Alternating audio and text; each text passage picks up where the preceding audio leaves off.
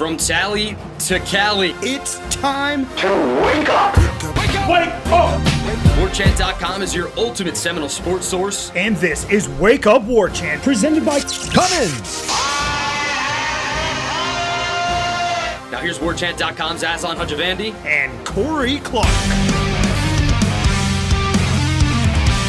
Wake up! It's Wake Up Warchant presented by Cummins. Coming up on today's show, newest batch of football newcomers has us pleasantly optimistic, at least about the locker room vibe. We got national champion Brian Pensky talking about the elite program he's built at FSU, and let's run back Matt LaSerre talking about Charlie Woods, y'all.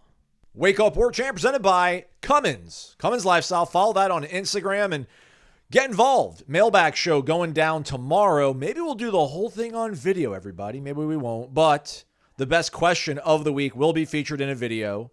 They'll get entered into a monthly drawing for some Cummins gear, and then entered into the end of off-season ultimate tailgate giveaway. 20 folks tailgating, hotel room for the weekend, bartender, tables, tents, chairs.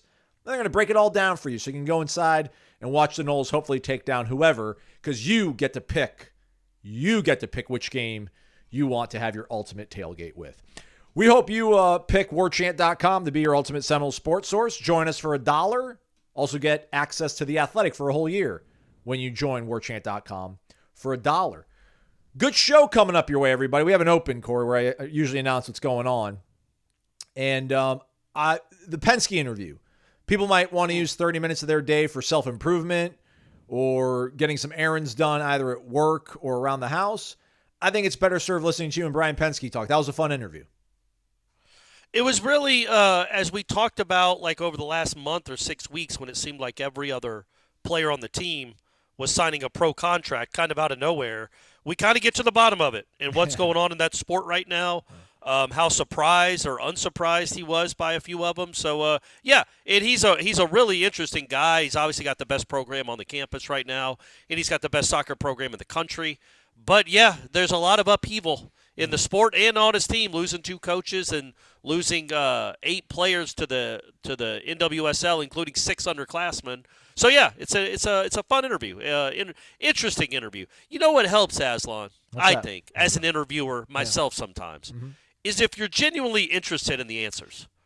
Yes, and I feel like I was very genuinely interested in those answers. You are, yeah. You're extremely earnest. So I think that opens up and lets the guard down or what have you. Yeah, for sure. And I was going to say, just segueing, for most of the guys we talked to on Wednesday, the football players, the 4 newcomers we got, I was genuinely interested in those answers too. That was a good foursome of guys that we spoke to. Yeah. Agreed on Wednesday. So we got Tre Wisner, the running back from Texas. That's how we pronounce it, kids. Yeah, Wisner. Yep. Then we got Rylan Kennedy. That was a really fun interview. I wasn't expecting that to be nearly as fun. I like that interview from Rylan Kennedy, defensive lineman. That will be playing the jack position from Texas A&M. Some know him as Efren White, now E.J. White, wide receiver from Vero Beach. We spoke to, true freshman. That was a very, very nice young man, and I liked a lot of what he had to say. And then we also spoke to Mekhi Jones from Jersey via Duke University, defensive back.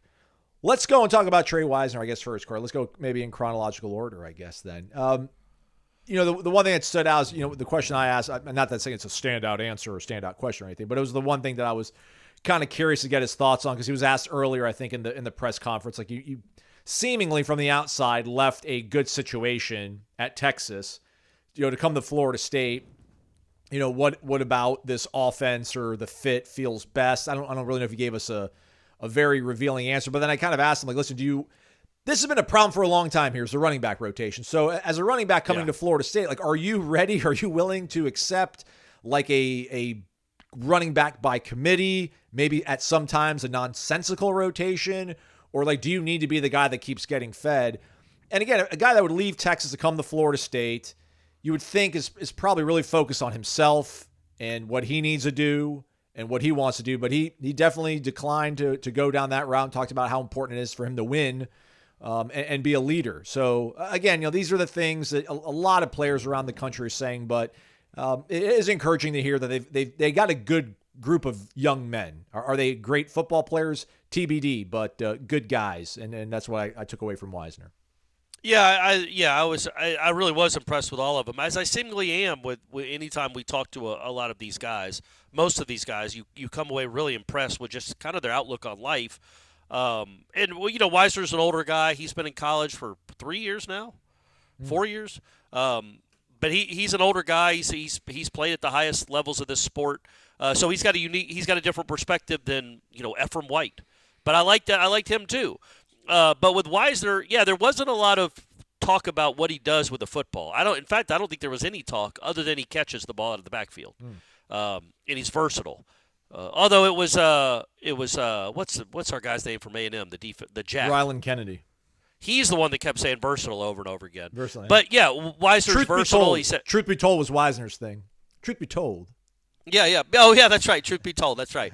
But he was talking a lot about Norvell, and I don't honestly, I don't really care anymore, and I won't ask these questions anymore. And I'm not poo-pooing anybody that does. We have to write about something, and they have to talk about something. They haven't had a practice yet. But I don't care about tour of duty. I don't care about how tour of duty's going, and I don't care about Mike Norvell's. Because it's going to be hard. We get it. We've heard it. It doesn't mean anything come September. Right. It doesn't. It does. I'm not saying it doesn't mean anything. What they're doing right now, of course it does. You're building up your body. You're building up the camaraderie. It matters. I'm saying once you lose a game in September, nobody's going to be like, well, man, but they did really battle their butts off in February at Tour of Duty. No, nobody. It just doesn't matter anymore. It would be better. But it's something to talk about in February. It would be better if there were specific questions like, what are you seeing from your teammates? Like, do you like the way you guys, but it's just hard right now. Like they've been here for 6 weeks. Yeah. They haven't really gotten to install any offense. I'm sure they've watched some film. Yeah, but in terms of like the fight, the competitiveness they see from their teams. Because otherwise, so how's tour of duty workouts? Like, man, it's really hard work, man. It's something else. Well, no, that's what I'm saying. So I those questions, the tour of duty questions, and like what's Mike Norvell's personality? Right. He's always the same guy. We get it, man. We get it. Yeah. He is energetic and he is loud and he is that same guy. He's the same guy you met on your recruiting visit. He's the same guy every day. To his credit, he is that guy. He kind of has the same personality, whether he's 13-0 or 2-10. Typically, Mike Norvell is going to be Mike Norvell, loud, outgoing, optimistic. Optimistic, sure, but also kind of pushing his players. So those questions, it's just we got to ask something. I get it; those questions have to be asked. But I do clue in or key in on when somebody like Wisner is going out of his way to talk about being a leader, because that to me was kind of like perked up my ears a little bit. Not that I think it's going to mean Florida State's going to have a great team, but like he wasn't just there talking about his numbers or that where he fits in this offense. He didn't want to talk about that. He wanted to talk about where he fits in on the team. And I thought that was cool. I thought that was it was a positive sign that he cared about stuff like that more than like, well, I've seen Norvell's offenses. Trey Benson put up good numbers in this offense, and at Memphis, so-and-so and so-and-so did. So I'm really looking forward to how I fit in this offense. No, he kept talking about wanting to be a leader and being more vocal, and I thought that was a cool thing.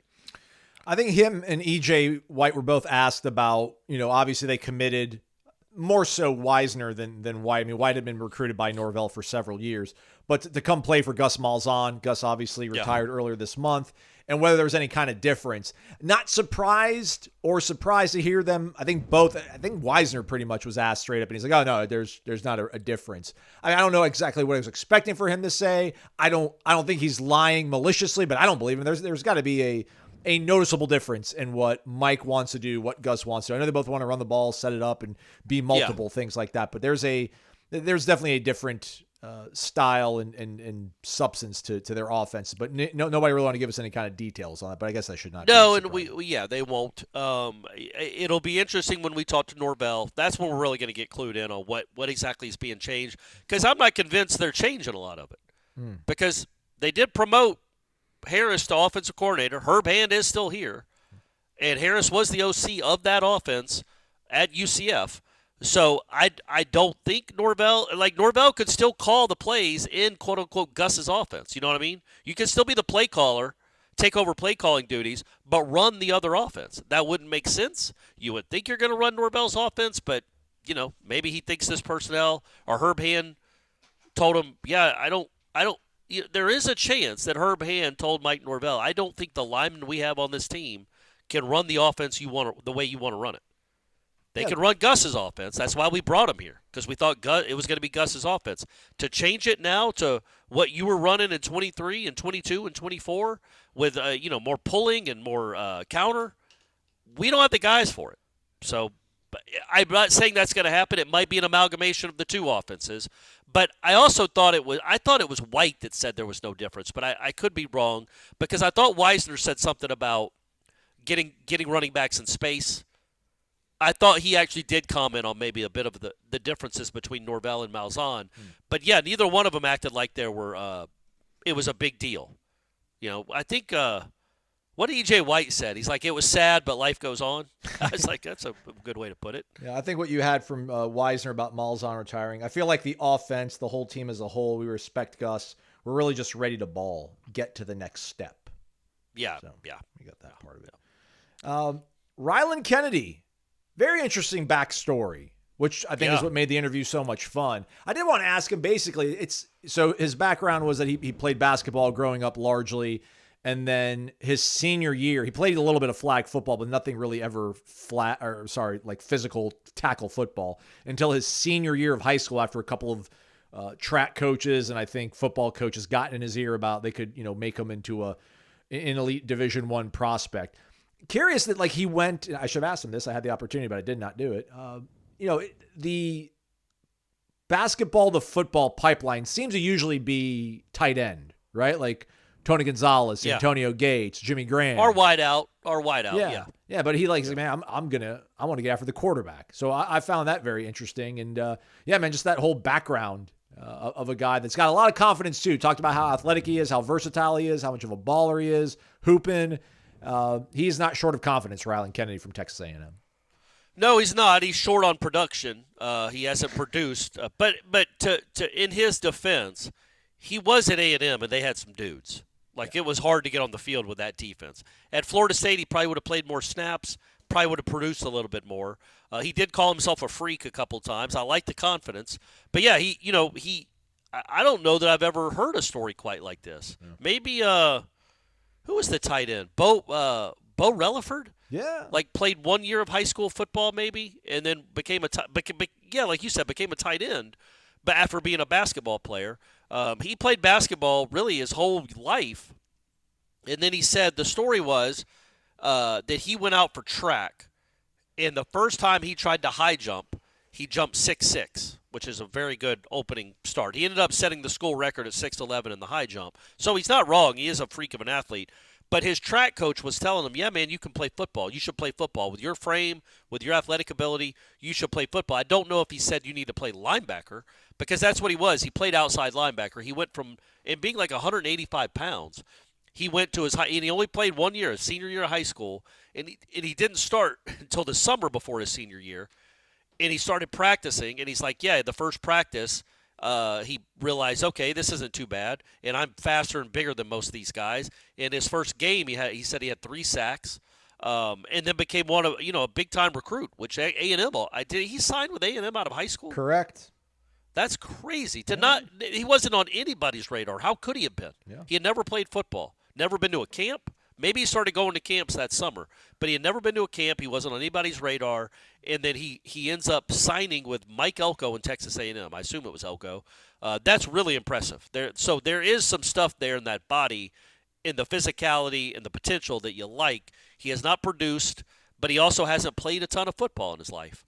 And, and for our purposes – no, obviously, for our purposes, he needs to be a really good football player, but a really engaging personality. He seemed like a really cool kid, and it was enjoying the moment, was enjoying telling his story, because it's a unique one. To not play football at all, like we heard from Mekhi Jones from Duke, the kid that transferred from Duke, the free safety, he started playing football at 4. Yeah. Then this kid started playing football at 18. Yeah. And now he's at Texas A&M, and now he's at Florida State, and he's an athletic guy. So hopefully he can produce. But the personality's awesome. And the story, it gives you a little hope, right, Raslan? At least a little hope to explain the lack of production. Like, he was still learning the sport, and he was playing behind a bunch of good guys. Yeah. So he did sack Garrett Nussmeier, so he's got that going for him. He does. Sadly, though, he was recruited by John James Fisher II, also known as Jimbo. Ooh, all right. Yeah, so. How about Jimbo? Going after a kid like that had never played football. All right. You saw Bo Relaford, man. You saw that's the right. defensive, That's right. The defensive doppelganger, if you will. So, yeah, he played 176 snaps last year, had 14 pressures on only 72 pass rush snaps, but he ended up actually playing less snaps in 25 than he did in 2024. But I think he played in every single game. He had one snap in the Miami game. He played 19 snaps against Texas, graded out at 46. Not great, but maybe the 3-3-5, something clicks a little bit better. And to your point, maybe not having a glut of talent in front of him gives him a little more urgency, and then he's ready to hit the ground running when they do start spring football. We think, March 7th? The week of March 7th. So right. Also on defense, let's get to Mekhi Jones. I think that was, to me, away from personality and whatever intrinsic things that we want to talk about with these guys. Thinking about him, his background, hard streets of Jersey, you either got two roads in life, Corey. You either play sports or you go work. Go to work. Yeah, you go to work, yeah. Pick your path, young man. Played, for Cam Newton's travel football team as a kid from Jersey, came down to Georgia, and people doubted him because he was from Jersey, ends up being able to stick on to that roster, and then he goes to Duke. It was quite productive at Duke this last season as his first season playing college football. So he's got a lot of runway in front of him to get better. He might be. He talked about Rover, so I think that kind of aligns up a little bit with what we seen out of Earl this past season. Yeah, he might be an apples to apples, maybe an upgrade over Earl Little, but at least maybe there's a good possibility he's at least an apples to apples replacement, which I know some people were happy to see Earl leave. I was not, but I was really encouraged by his story and kind of looking at his numbers, which I had a little bit of an idea about, but obviously just him, being from Jersey, going down to Georgia and kind of betting on himself playing high school football, going to Duke, following John Garrett to Tallahassee. I don't know, but right. Mekhi Jones, really, I'm high on that young man. Yeah, and obviously Garrett has to be too, or he wouldn't have. I mean, the kid committed without ever coming to Florida State, without ever visiting. Said the last time he was here he was in 8th grade at some camp. But yeah, so you got to assume Garrett likes him and signed off on him. And yeah, I have no idea. I mean, he played as a true freshman, had 6 tackles against Clemson in that win. He said he played most of the whole game against Virginia in the ACC championship game. He started getting more and more time as the season went on because he was a true freshman and an early enrollee. But his whole plan was to play as a true freshman. He played 44 snaps against Virginia and then 46 snaps in their bowl game. Those are his two highest. Were those the most he played all season? Yes. Yeah, so he started getting more and more time. So they started trusting him more. He started producing more. That's great. I have no idea what kind of player he is. But as he was leaving, I even said to Ira, I was like, man, God, it'd be nice if these guys were good football players. Because, dude, I like him a lot. Not a person like, I want to go have dinner with the guy. I'm sure he'd be a fine dinner guest. I'm saying, those kind of personalities and attitudes, the no-nonsense that he seems to have, I think is perfect for a place like this. Yeah. If he can play. I think he comes across to me, and again, it was a 12-minute interview, as a natural leader. He's a bright kid. He's a tough kid because he's not big either. He's a tough kid, a bright kid, and a smart kid. If he can play, having those people in your locker room, I just think it's invaluable how important that is. And I bring it up because I asked him the question about, and I am going to pat myself on the back. I thought it was a good question because I thought the answer was really good, and it's something I'll probably write about, is that on Wednesday we talked to, now we're not talking to the best players on these teams, but we talked to a kid that played in a playoff game at A&M, a kid that played in the playoff games at Texas, and a kid that won an ACC championship at Duke. Those 3 guys are now on Florida State's football roster. To me, that's important. You're getting guys that are used to winning at a high level. Right? That, to me, is important. I don't know how important. I don't know how it factors in, but I did ask him that. What can that do for a team that hasn't won much to be around guys that are used to winning? And he had a really good answer. So go on YouTube and watch it. But he had a really good answer about what that can do for a program to have guys like him and other guys coming from winning programs that are used to winning. What it does for the culture, what it does for practice habits. And that will probably be, in hindsight, if this season ends up being a good one, a better one, bringing guys that are used to winning is a really good concept. and you should do it more. You know what, Corey? I'm going to cue it up, and let's play the whole thing live in the flesh, if you will. Great. Awesome. Let's do it. How much do you think it could help a program that struggled like Florida State? Obviously, you won an ACC championship last year. The two guys we just talked to have both been in playoff games. Mm-hmm. What do you think bringing those kind of players in can do just to lift up a team with a bunch of guys that are used to winning college football games? I know that's kind of a tough question to answer, but give it a go. That was awesome, by the way, Corey. Give it a go. That was incredible. Give it a go. Help us out. Help us out, Mackay. Here he goes. I got you. It's definitely bringing guys in who are used to winning games can definitely, one, uplift the team. It can push the teammates harder, and you can establish a new culture that Florida State is used to having.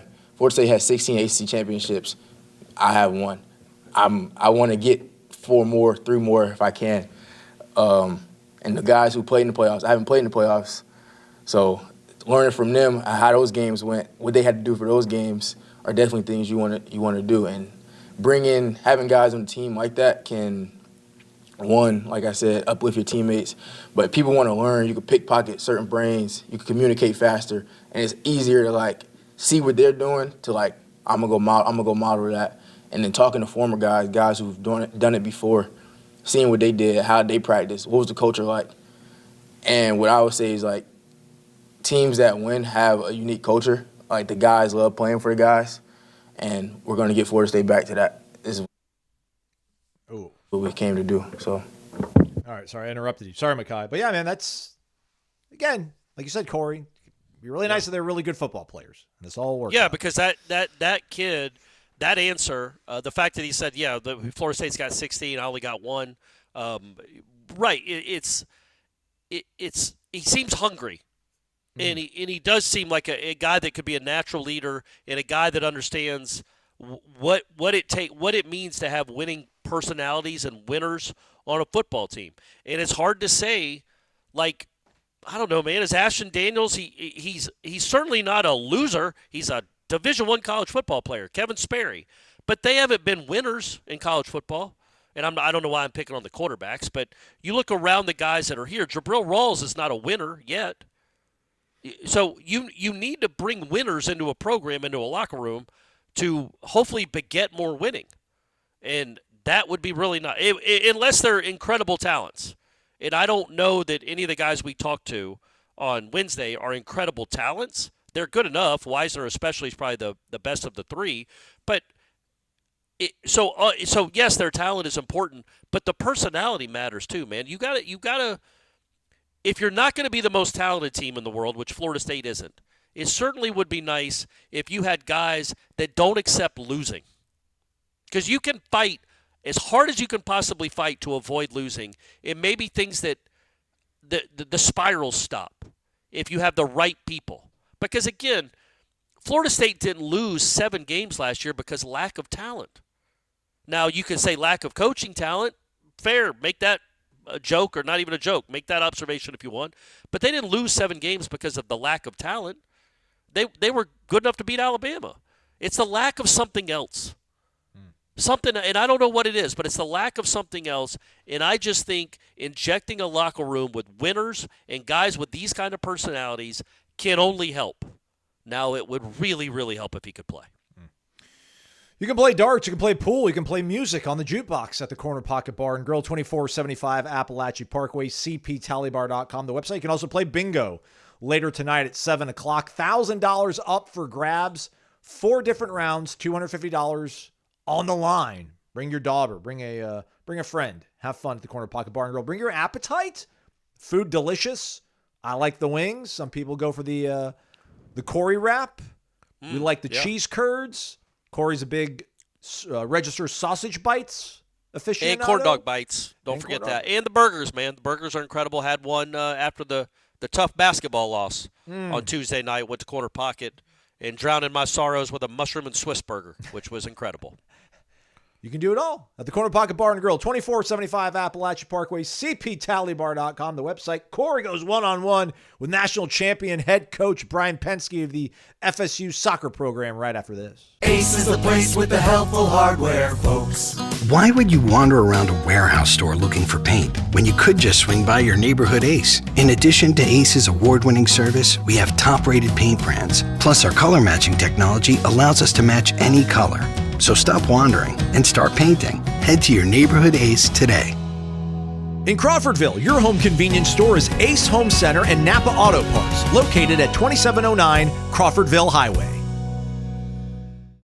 All right, we're live here with now two-time national championship head coach Brian Pensky of the FSU soccer team. And, Coach, I wanted to start with, I thought it was fascinating because by Florida State standards, which we all know what that standard is, it was maybe not your most impressive regular season. Unlike the 2023 national championship that I could argue was one of the best college soccer teams of all time. You guys had some struggles. How were the journeys different? Like that's such a unique, different journey to go the route you did in 2025. Yes. As you said, the standard is nuts around here. We didn't have our typical regular season. I think we finished 4th in the ACC.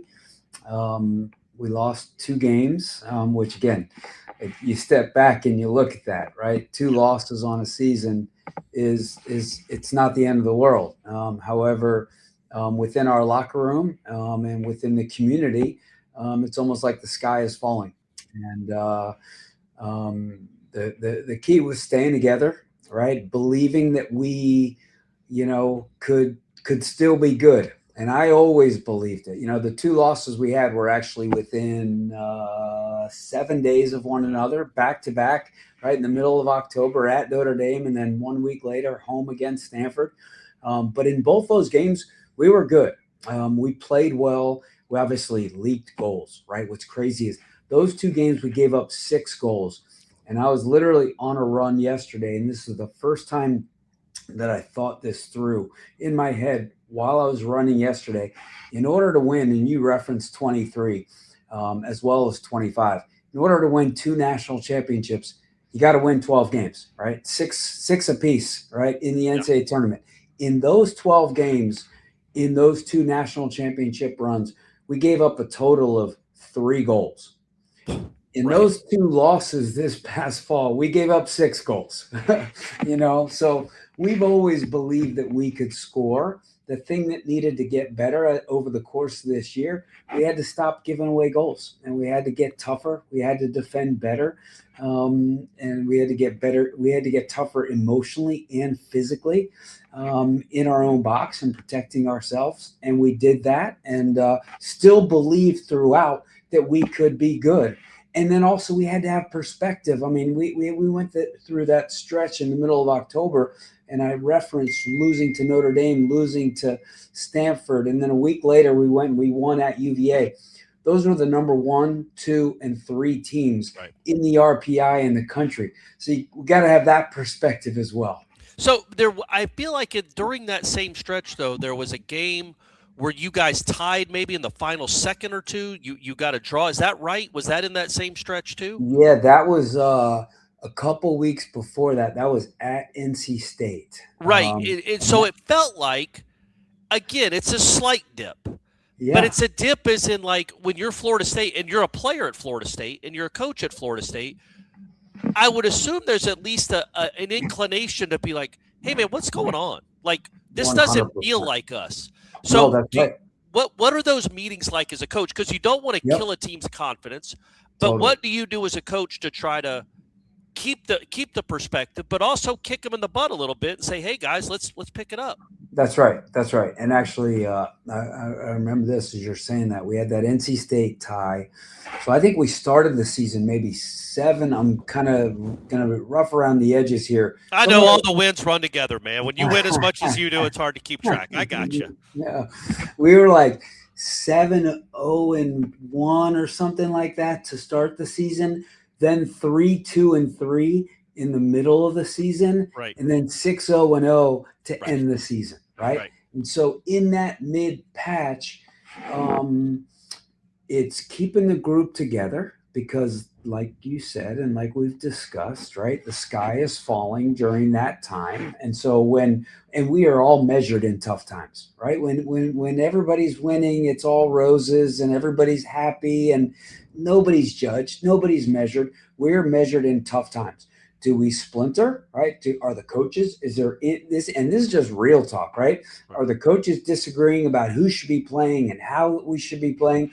Are the players, hating the coaches and thinking that we suck? Or the coaches thinking that the players suck? Right. All of it. Or are we staying together and continuing the fight and coming up with the things that need to change in order for us to be better? And we had all the hard conversations as a group, right? And where we own things as coaches, where we ask them to own things as players, and we do it in a logical, mature, right, adult-like fashion that is believable to the players. We can't be phony. We can't be jackasses, as you know, and we can't lose the team. You got to continue to have the buy-in, right? As we tweak things, right, within our kind of style and what we want to do, we run it by our players. We have a lot of good players, and they've got to believe in us, and they got to believe in the things we want to do. So all of those things take place, all those conversations, hard conversations, good conversations, belief, buy-in, and then you keep trudging forward, and then you hope that you get results, and then you hope that the tide turns a little bit. So you won remind me again. I know it's been about 6 weeks, 2 months actually since the tournament. We like to give you some time to marinate on your national championships before we have you on here. Did you play the first 2 games at home in the NCAA tournament? Is that right? And then you went on the road? Yeah, we only played one at home. Okay. Because the format, right? Right. You got to be a top 8 seed to host the first 3 rounds, right? Because week 1 is at home, and then the next week you have 4 teams at one site. So we actually kind of felt like we got a little screwed on the seeding. Yeah, we got bumped out of a top 8 seed, so we had to go to Georgetown. Second round, and you just pulled it up there. Second round, we played Lipscomb at Georgetown, and then the third round we had to play Georgetown at Georgetown. And so, while the night of our Lipscomb game, there was a massive upset, right? That helped us big time. And that was Ohio State winning at Notre Dame. Notre Dame was basically in our, whatever it is, quartet of 16 teams, whatever they call that, right? Notre Dame was the 1, and I think we were the 3 maybe, or the 4, I forget. So all eyes pointed to us having to go to South Bend for an Elite 8 game. Ohio State beat them. So we knew when we played Georgetown on that Sunday in the third round, if we won, we were coming home Thanksgiving weekend to play Ohio State for a chance to go to the College Cup. So, and we all know when you win, you got to be good, but sometimes you got to be lucky as well. And we were fortunate, right, with Ohio State knocking off Notre Dame and us getting to play at home that weekend. And I remember talking to Aslan after you guys beat Georgetown, thinking, I don't know anything. I'll be honest. I don't know anything about Georgetown soccer history. Not one thing. I know John Thompson was the basketball coach there when they were really good. And Allen Iverson played there and Patrick Ewing. But I doubt they've had a lot of great seasons. And they finally are that high a seed, and their reward, I know you didn't like the seeding, but Georgetown's got to be like, oh, we get Florida State? Awesome, thanks. Yeah. Especially a Florida State team that at that point realized, oh, if we win this game, we get a home Elite 8 game. So, yeah, I assume is that when you started feeling, okay, because that's a 3-1 win against a good team on the road. Like, correct. Okay, yeah, we got a chance again. We found some stuff. That is exactly what took place, right? I know our staff was really upset about our draw because we were sent on the road the second and third rounds, but I didn't mind the draw. I thought, going to Georgetown was kinder than potentially going to other places. Right. Georgetown's a good team, and Dave Nolan has done a very good job, but it's not an elite, storied national championship, run in the Sweet 16 that we're having to go to. So I knew they were going to be tough, and they were good, and it was a tough, hard-fought 3-1 win. But then you throw on top of that exactly what you just said, the opportunity to come back home when we didn't think that was really going to happen. We thought, all eyes pointed to South Bend. And trust me, on that Saturday when we would have played at South Bend, like November 30th, I was checking the weather just for, what, and giggles. Right. And it literally was 23 degrees, and it snowed 6 inches that day in South Bend. And so that would have been a rough day for our Florida State guys. I mean, I know you ended up beating them 4-1, but I hope you were really nice to the Ohio State team afterwards. Like, thank you so much, just for the weather, weather. 100%. We're friends with those guys, in particular their assistant coaches, and we treated them like gold. So as you win the national championship, and again, it's old hat for you. It's just what you do. I get it. I know you don't take them for granted, but are you immediately thinking, okay, what are we going to have next year? When does the thought into next year really turn focus to? Because that's kind of what I want to get to. Is there seems like there is a mass transition going on within the Florida State soccer program right now. So when do you start thinking about next year? When do you start having talks with your underclassmen about whether they're going to go pro or stay? Those conversations happen literally the day after that game. Coffee with Mimi Van Zandt, and we flew home on Tuesday, right? Whatever that was, December 8th or 9th. I had coffee with Mimi Van Zandt at 8 a.m. the day after that. We flew home on that Tuesday.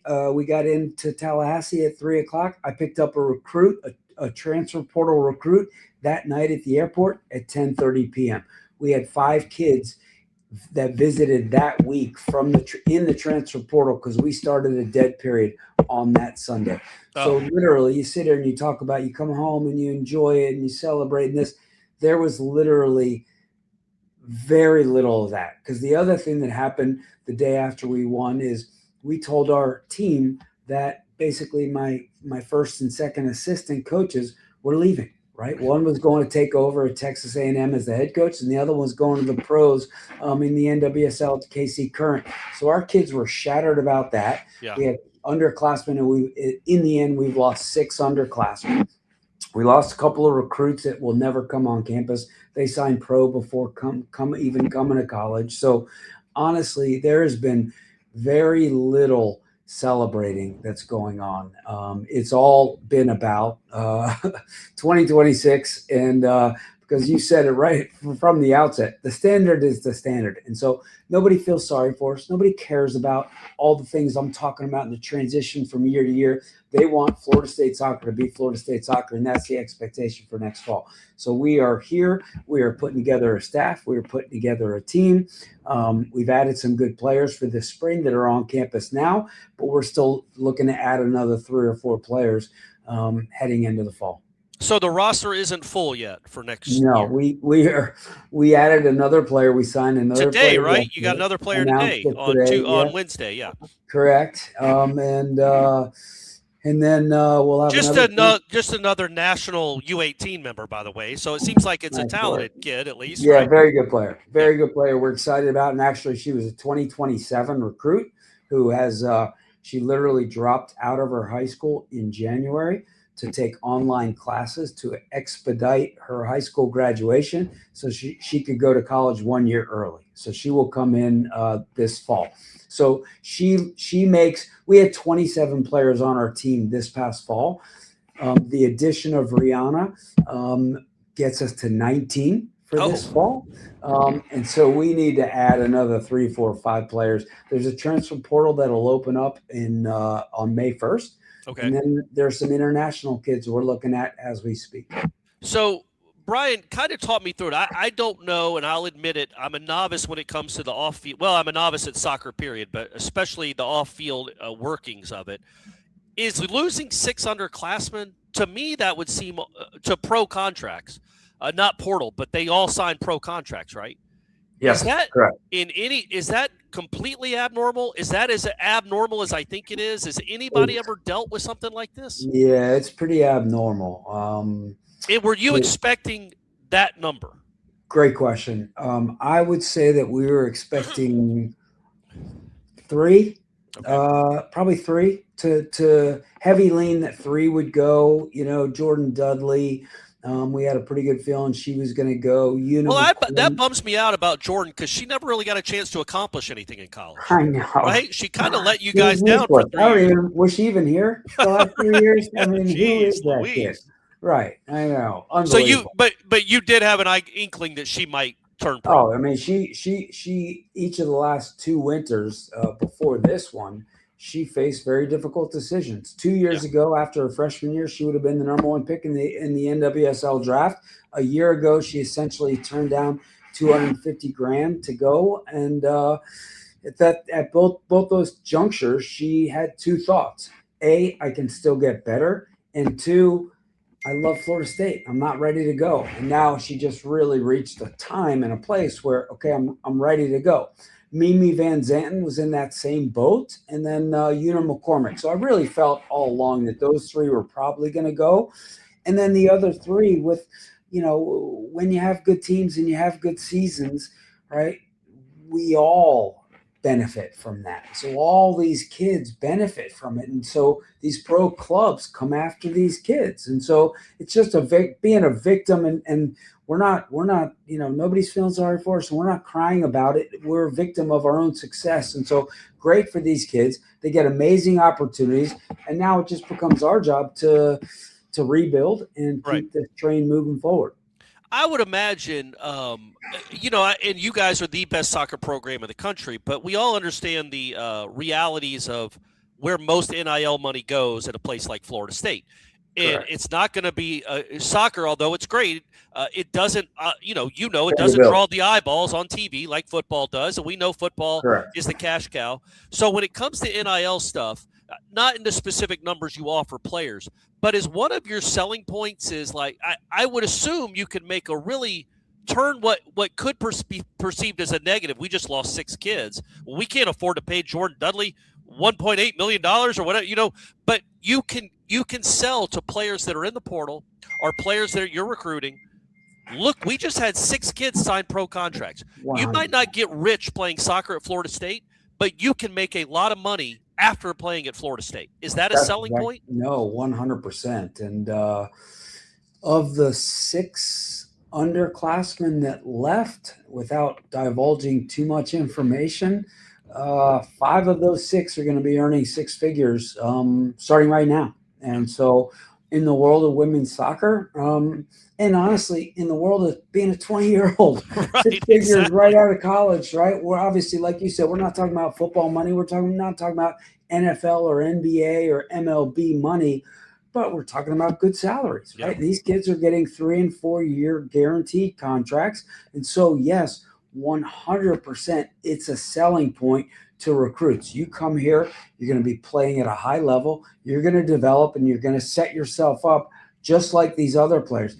And honestly, not only in recruiting, but with our current players. Our current players are very motivated because for the last year or 2 or 3 years, depending upon the kid, they've played alongside all these players that have just left. And so now they're looking at, okay, Jordan just did it, Mimi just did it, Taylor did it, Soleil did it.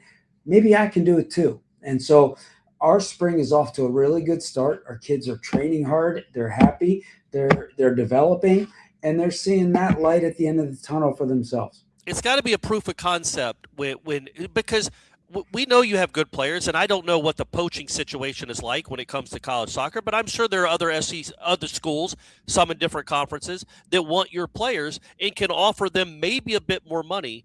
But the dangling of like, look, man, look what just happened to your teammates. That has to be a really good way to retain players. Is like, don't just focus on what you're going to make for the next year. Focus on those 3 or 4 year contracts that Jordan just signed or somebody else just signed. 100%. And we don't ever fear the transfer portal, right? We fear the pro portal, right? Right. That's our, that our kids leave here to go pro. They don't leave here to go to the SEC or the Big Ten or the Big 12, whatever it is. So they come. Kids actually leave those conferences to come here so they can get better and then become professional soccer players. Did you when it comes to Jordan and really all that all the girls that left are really obviously very good players, but Jordan is like a program setter. Like she was awesome as a freshman, helped win a national championship, leading scorer on that team, I think. And again, I keep want to reiterate, I don't know soccer all that well, but it seemed like she started not passing, but her assist numbers got much better this year. Was that something she was trying to do to make herself more of a marketable pro player? Fair question, but I don't think so. Honestly, what Jordan was trying to do is she was trying to win. Yeah. Right? That's it. And sometimes kids get lost in and they want to score, they want to do this or they want to do that. All Jordan wanted to ever do was just win, right? And so as a result, she's a very good soccer player. She's a well-rounded soccer player. She's got a great brain. And so she left here with 30 goals and 29 assists. And so I really appreciate you bringing that up because not a lot of people recognize that, see that, know that. And so for all the goal scoring and attacking, threatening she can do, she's just as lethal as a passer. And so her goal and her objective was to do nothing but help Florida State win. And as you said, she leaves there with 2 national championships and 2 ACC tournament titles. And I would think, if you had a Mount Rushmore of the most accomplished athletes in Florida State history, and this is Florida State now, but 2 national championships, being arguably the best player on both those teams or one of the best players, being one of the best players in the country and all the individual accolades she won, she's right up there. I mean, there aren't many right up there. 2 national championships in 3 years. 100%, because sometimes also you see that level of effectiveness happen at that high level, maybe as a sophomore, but definitely as a junior and as a senior. But like you said, she was doing it. She led us to a national championship as a freshman. Yeah. Right. And then she led us to an ACC championship as a sophomore and then another national champion. She still could come back for one more year and who knows, what she'd be doing. So 100%, she leaves here as one of the all-time greats. Well, she did let us all down by leaving, though. She had one more. Yeah, it's ridiculous. I don't even want to talk about it. Yeah, I'm sure. So with that league, are they all playing in the same league? Was there a draft? Because all I saw on y'all's Twitter handle, your Twitter was like, oh, somebody else has signed another pro contract. I'm like, what is going on? Yeah, so there's no draft in that league? So there has been a draft. The league, I think, is now 15 years old. And for the first 13 years, they had a draft.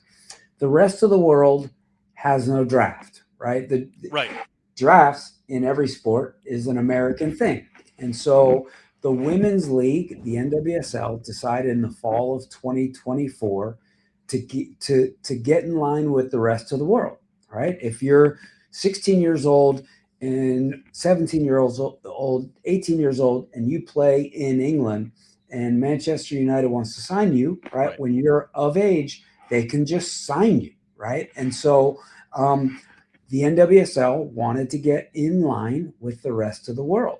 So on September 5th, 2024, they eliminated the draft. And literally, I was walking off the field from practice that day, and I got a call from a GM in the league asking if Taylor Huff would leave right then. And at that time, we were 5 games into our 2024 season. And thankfully, they were not calling Taylor directly. They were calling me, right? So you could say they're doing it the right way. And I said, look, I'm not Taylor Huff, so I'm not going to answer for her. But I'll call her in this afternoon, and I'll ask her what she wants to do. We did that. And Taylor was like, no, I'm not leaving. I'm going to finish my senior year. And then she went about her life. But right now, I mean, I just told you we have 19 players for the fall. Well, technically we don't because they're all free agents, 24/7, 365. So any number of them, and we have players on our team right now that have turned down pro contracts. And we have players on our team that will receive pro contracts before now in August. And potentially during our season next season, if teams have injuries, they could come and try and pluck them. We had one player, she just signed, Gianna Riley, signed for a team in Mexico, was a senior this past fall. North Carolina Courage was trying to sign her in August during our preseason, but Gianna decided to stay. So it's a crazy thing. And all of the college coaches wish this weren't the case. Right. But it is the case. There's not much we can do with it. We just have to live with it and accept it and make sure that we fill our roster with enough high-level players so that if our players do get plucked, we're not kind of caught with our pants down, and we still have enough good players to win trophies every year. So there's no window? There's no window where you can sign a player from this month to this month, and after that, awesome. No window. So you get to develop them for free. They're not paying you to develop these players, and then they get to identify because that your schedule and who you play. Oh, they could play at our level. They're very good. Correct. And you get no benefit. It's all negative from y'all's perspective. Correct. And that's the other thing that you see around the world is if you have a player, right, and you go and you sign that player, there's a transfer fee, and so the club receives money. Yeah. Where's that? Where's your transfer fee? we get to do a social media post about it. That's what we get. Perfect. That's great. So as we look ahead though to this season, and I'll let you go. It's been an awesome conversation and really enlightening because me and Aslan would talk about it on the show sometimes. Aslan and I would talk about it on the show, apparently every other day they're going to announce somebody else is signing a pro contract without a draft. So real quick, out of the 6, don't name names. We know Jordan is one. If there was a draft, how many of them would have been first-round picks? Great question. Well, there are 14. Or you can name names. Please name names. Yeah. I mean, there are 14, now 16 teams, I think, with a couple of expansion teams. And then you add in, Heather Gilchrist was an outgoing senior. And so 8 so far, including seniors, have signed NWSL contracts since our season ended. I would say of those 8, probably 4, minimum 4 would have been top 15 picks. Yeah, and yet you somehow tied NC State and lost to Notre Dame and Stanford. Because you don't know what to do with this talent, man. Exactly. you can't corral it. Exactly. But as you look ahead, and by the way, it would be awesome if that changed. I think college soccer is a really cool sport. That is like the NBA works better with college basketball than they do with you. It doesn't make sense not to have a draft and have an open window like that. So let's hope that changes quickly. As you look ahead, obviously don't want to say that there's another Jordan Dudley. We know Rihanna. We know some of the other players that are coming back. But is there a newcomer, R2, R3, R5, that you think has a chance to really make a splash and you're really looking forward to see how they perform for you in 2026? Yeah, I think newcomers. We did pick up a couple transfers this winter, and what's nice about transfers is you're not relying, like I was talking about Rihanna Dill and even our freshmen this past fall. A lot of them were reclass kids, 17-year-old kids. Yeah, they're young, playing up against women now. They're playing against 21, 22-year-old women. 100%. So she's not a new player, but she played with us this past fall, but had a little bit of a choppy fall because she went to Morocco with the U17 national team for a month in the middle of the fall. Right. And then came back and played in the NCAA tournament. Her name is Nanya Torre. Okay. And Nanya, talented kid. She literally she was 16 when she arrived on campus in late July and then turned 17 in late July.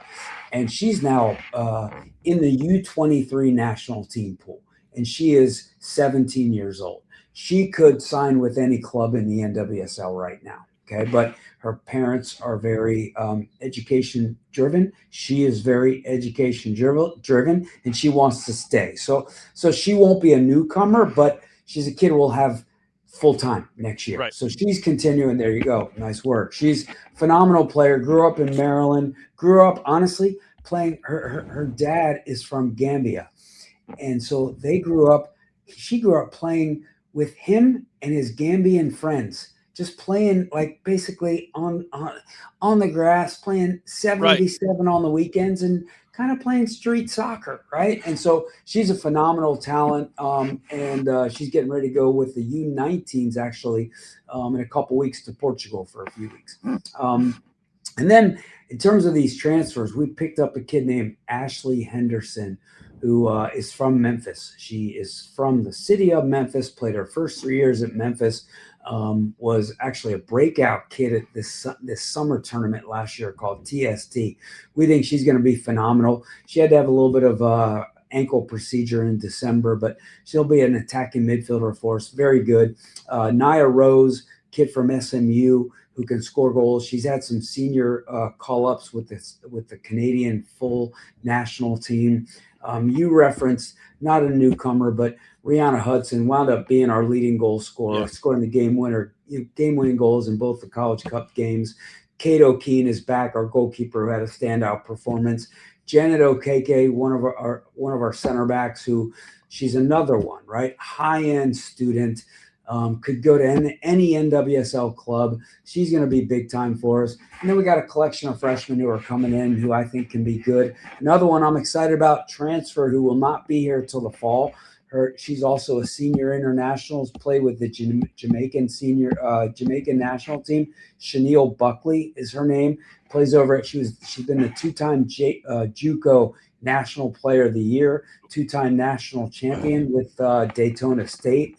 Hope Clark does a great job over there. So we're going to have some good players, and we're going to still add more. There you go. Good find. Yeah, so you're right. Nobody feels sorry for you, is what you're saying. Nobody feels sorry. If anything, they're celebrating all of our losses and basking in our sorrow. Yeah, but it's you're stacking it back up again. I mean, you have to. That's the standard. Stacking it back up. And trust me, I have we're going to be going after it again next year. I feel like I've kept you from going and getting your 5 players. So we got to let 30 minutes is too long, man. Brian, I really do appreciate it, buddy.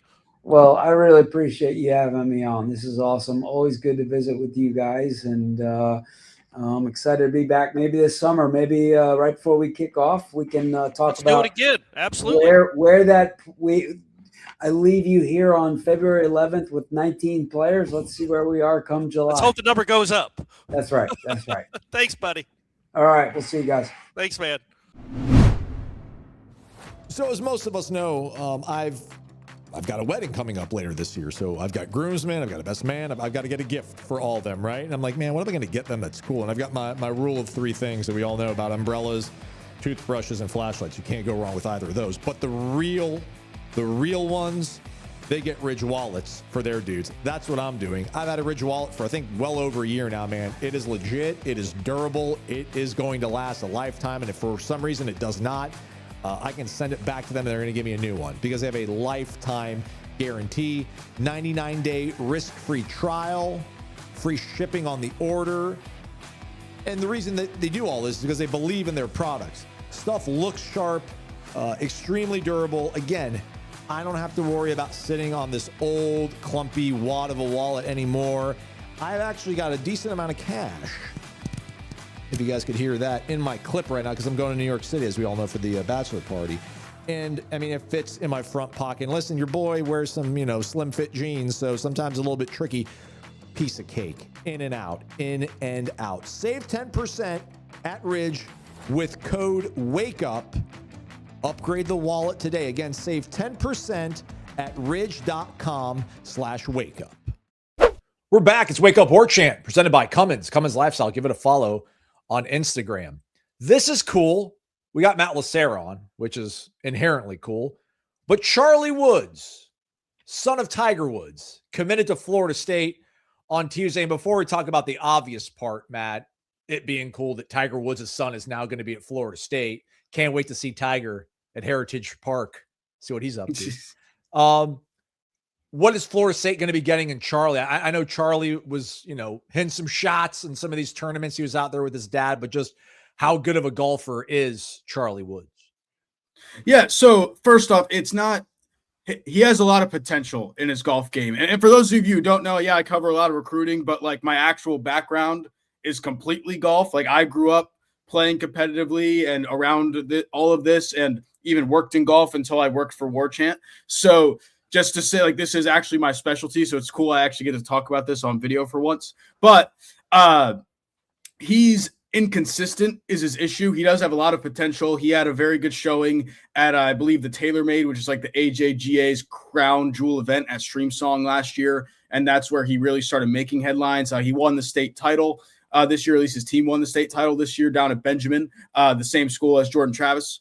and Amari Williams, who's no longer with FSU, but was so a lot of FSU ties there, and it's just consistency with him that needs to get better, but he has gotten better each year. He's been on the AJGA tour. There is an event at Seminole Legacy later this year in June, I believe, so maybe he'll play in that. But yeah, good. A lot of it is name, if we're being honest, but a damn huge name with that. But just the potential is there. He has shots, low scores. He has done it, just not consistently at this point. Listen, nepotism has been around a long time in Florida State. This is not necessarily a bad one. And by the way, AJGA, that's what the American Junior Golf Association, I assume? Yep. That's the biggest junior golf tour in the country. Right. Listen, it still is Charlie Woods. I know you mentioned that he's obviously developing his game. So I would imagine that he's a pretty highly sought after recruit because there has to be that vast potential within him. I mean, I don't know if we know any other schools that were in the mix, but just in terms of like the get for Tre Jones, that this program is on this kind of level to where Tiger Woods, arguably the greatest golfer of all time, his son decides to commit to this program. Yeah, and if you wouldn't know much about golf or golf recruiting at all, you would say, oh, well, Tiger Woods' kid has to go to Stanford, right? Like, what's close to home when, dad's one of the richest people ever and has a private jet and can get there whenever? Like, that's what a normal person would say. But Florida State has been in this one for a long time. Me and Jeff have heard a lot of stuff behind the scenes about this for a while now. I started hearing it over the summer that they were heavily involved. He visited for the Pitt game with Miles Russell, the number one junior golfer in the country, who is also committed to Florida State. And him and Miles are good friends, so that played a big role in it. But yeah, this is overall just huge for Florida State golf. And for those of you wondering, how much do we think they had to pay Charlie Woods to come NIL-wise?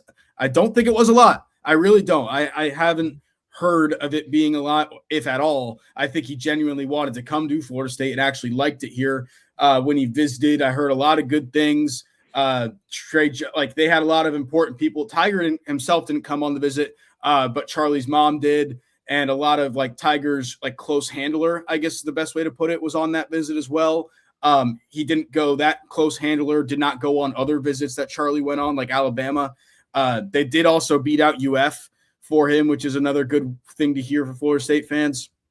It's very big for the program that you can attract a name like this to it. Cause it's obviously, he was sought after by many schools. It's not like he wasn't good enough to go play college. Like he is. And everyone was lining up to get him. That's the truth. And according to the Rolex AJGA rankings, he's currently ranked 21st. Had a couple top 20 finishes here lately. So that's super cool to see. I mean, ultimately, Tiger Woods, man, like his son is going to play golf at Florida State, not Tiger Woods himself. But what do you think this could, I don't know, really, this has to bring Florida State nationally. I mean, this is going to be talked about. I feel like whenever he plays his first event somewhere, like not everybody's going to get that kind of buzz, even when if Florida State's a preseason number one team in the country. But it feels like when they play their first event of the year, I don't know if ESPN's going to send a cameraman out here, but if a local TV station is covering a Florida State golf event and Charlie Woods is in it, ESPN's going to be like, please let us use that video. This is really cool, man, from that perspective. Yeah. In a couple of years, they might need to actually start selling tickets to when they have their yearly college tournament at Seminole Legacy.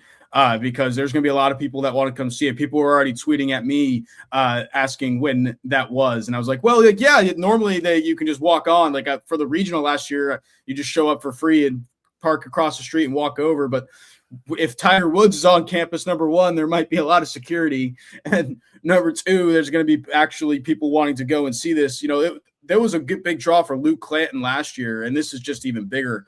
And it's going to keep getting big. This is one of the best golf classes of all time, and I don't think that's an understatement saying that, having already had Miles Russell, the number one junior golfer of all time, or not of all time, in the country, and now Charlie. So it's just insane what this program has come to, and you have a lot of – it's really cool to see what Tre Jones has built here, and still – maybe that national championship, that eluded national championship now isn't that far away with this class. I mean, we wouldn't be doing a video if it weren't for guys like Miles Russell and Charlie Woods being interested in this program. It's hard to tell because we don't have him on the show right now, Charlie Woods or even Trey Jones. But I imagine, listen, ever since Charlie Woods realized like who his dad was in the world of golf, he's had to kind of deal with, he's Tiger's son. He's Tiger's son. Again, he's like a top 20 golfer in this junior rankings. Is he a guy that we have a pretty good feel that, he's going to be able to, he's not going to necessarily, go around and be like proclaim like, hey, I'm Tiger Woods' son, but like he's comfortable being Tiger Woods' son, but ultimately like wants to be respected for who he is as a golfer? Yeah, so from what I've heard of like how he's acted around people, like when he was up here visiting and stuff like that, like, yeah, just like a normal kid, like nothing more than that. And I think it's good for him to go to a place that's not Stanford of you're going to be living in the Tiger shadow even more so. Now, is he ever going to escape that? No, that comes with it. It's just like, the Bronny Jr. as on you're a Lakers fan. And I remember seeing when Bronny was wearing a different number, he was like, oh, I didn't want to be known as my dad. Oh, Bronny James Jr. on the court. Now, who's that guy? But it's like you're never going to escape that. But it's still, I think going to a place like Florida State that you didn't necessarily have ties to outside of your good friend Miles committing there and that you're from the state is good for him. Because it's a whole new slate that he can come be himself and just be Charlie. And probably around the facility, around Seminole Legacy when he gets here is going to be like, that's just Charlie. And it's for everything I've heard, he's a good kid. And I don't think that'll change. Before we let you go, any thoughts on the football program? Hopefully Tiger donates there. Hopefully Tiger donates there. That'll help. That was Corey's tweet. I'm like, of course, Corey. Like that's what you're going to tweet about. We need a bailout from somebody who's got really no affiliation with the university on a very, low level, or not low level, but on a beginner level with his son. How cool is that going to be, though? Imagine like the UF game Friday night before Thanksgiving, and Tiger's just on the sidelines walking around. Like that's pretty cool. That has a little cachet to it more than some other celebrities. Yeah, absolutely. How's recruiting going? Does anybody care about recruiting? I shouldn't say that because that's your thing. Like, what do I ask you right now when it comes to high school recruiting? Like, what do I ask you, right? Like, so there's a couple official visits being scheduled. That's kind of what's happening right now. I take that with a grain of salt because half the time you're scheduling something for the summer right now. And that's 16, 17-year-old kids scheduling that. Aslan, did you ever schedule your life that far out when you were 17? I did not. Exactly my point of those schedules do change a lot, but they're getting a lot of those locked in right now. I just heard, I haven't posted on the board yet, so this is a little exclusive. Ty Keys, running back from Poplarville, is that how you say it? Mississippi? Yeah, Mississippi. Yeah, the Keys family, man. They've been around forever out there balling, man. That's good. Yeah, his first official visit will be to Florida State on June 5th, and then he has Miami and Mississippi State scheduled. Ole Miss and Alabama are battling for that last official visit weekend for him right now. I got a call about that right after the Charlie Woods news dropped, so I haven't really had time to post that on the boards yet. But yeah, that's the news. That'll be up on the site here soon. Greg Batson, a linebacker commit, scheduled his official visit. Sam Lejeune, another guy from Poplarville, a top defensive lineman, scheduled his official visit. That's just kind of what it is right now. I'm going down to the Under Armour next camp in Orlando in a few weeks, so there'll be some content out of that. Outside of that, it's pretty slow right now. Right now is my vacation time almost, even though I'm not going anywhere. But staycation maybe. I haven't been doing much. Last thing, I know last year the whole buzz was Florida State was pushing for early commits, right? Like get these kids on campus, push for a commit in June. Has anything changed in terms of like that strategy now with John Garrett here? Or, I mean, just the way the calendar is and the transfer portal? I mean, what is going on in terms of like timeline for trying to get commits, I guess? A lot of that is really still to be seen. I think they are pushed. I still think it's more of they only want their upper level kids in their eyes to let commit right now. Like Jatori Williams, I think they would let commit right now, or a Champ Mons, like Derek Baker, the quarterback, I don't think would be a take right now. It just kind of, it's on a case by case basis, but I really think they only not even push for, but would take commitments from their top guys on their board. And we'll see, because it's such a weird time to take a commit, and it's hard to say it's very meaningful at this point because there's no dollar signs on the table yet, Aslan. It's just like purely that the kid wants to come here, and the dollar signs and the NIL stuff comes down the road when you after you visit spring and you take that official visit. So you're just kind of waiting for more stuff to happen, right? That's why That's why people aren't that interested in recruiting right now, because it's hard to believe a commitment this early. We're always interested in what Matt LaSerre has to say when it comes to recruiting, when it comes to golf, when it comes to hoops, football. He does everything for us over at warchant.com. Give him a follow on not on Instagram. That's what we do for Cummins. Give him a follow on Twitter. LaSerre Matt, last name first, first name last. Matt, thanks for hopping on. Appreciate you, man. Thank you. That's a wrap for us. Thanks again to Coach Brian Pensky for hopping on with Corey. Thanks to Matt for talking Charlie Woods with myself. And thanks to all of you for listening. Don't forget tomorrow's show, mailbag. Get involved. Tribal Council over warchant.com. There's a thread pinned to the top, says Renegade Express. Click on it. Post your question. We'll answer it. Maybe. Hopefully. Let's not go too long on the questions. Got a long day on Friday. Help me out. I'm kidding. Appreciate you all. Thanks for listening to Wake Up Warchant, presented by Cummins. Cummins Lifestyle. Follow on Instagram.